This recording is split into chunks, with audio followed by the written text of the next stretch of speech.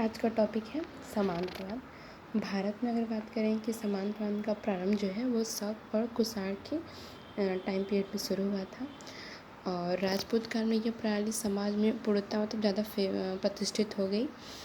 और कौटिल्य के जो अर्थशास्त्र है उसमें समान शब्द का उल्लेख स्वतंत्र पड़ोसी के रूप में किया गया है। जो कौटिल्य, जिनको चाणक्य के नाम से भी जाना जाता है, कौटिल्य की जो पुस्तक अर्थशास्त्र है ये एग्जाम में पूछा जाता है कि अर्थशास्त्र किसकी पुस्तक है, तो याद रखिएगा कौटिल्य की है। और अर्थशास्त्र जो है वो इकोनॉमी से संबंधित नहीं है। ये जो अर्थशास्त्र बुक है यह अर्थशास्त्र से संबंधित नहीं है, बल्कि इसमें राजनीतिक के बारे में बताया गया है।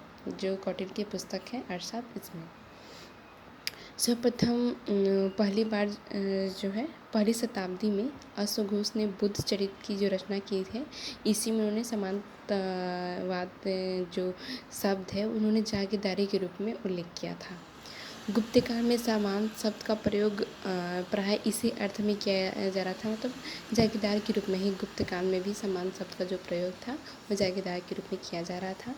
शासकों द्वारा प्रदत्त भूमि और जो ग्राम अनुदान ने सामंतवाद के विकास में यह काफ़ी ज़्यादा भूमिका निभाई थी।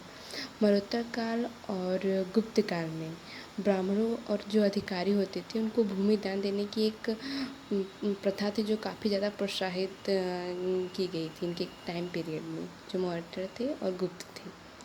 ब्राह्मणों को दान में दी गई जो भूमि थी उन्हें ब्रह्मदेय कहा जाता था, क्योंकि वो ब्राह्मण को देते थे, इसी कारण उन्हें ब्रह्मदेय कहा गया।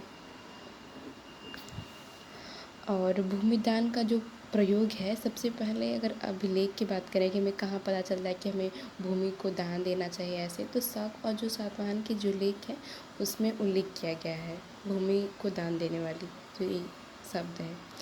हर्ष के काल तक भूमि अनुदान न केवल एक धार्मिक थी बल्कि राज्य की सेना के लिए बहुत ही महत्वपूर्ण हो गया था। हर्ष जो बाणभट्ट की पुस्तक है हर्षचरित, इसमें 6 प्रकार के सामंतों का उल्लेख किया गया है। देखते हैं कौन कौन से। पहला जो है वो सामंत, दूसरा महासामंत, तीसरा जो है आप सामंत, चौथा जो है वो प्रधान सामंत और पांचवा जो है वो शत्रु सामंत और लास्ट है प्रति सामंत।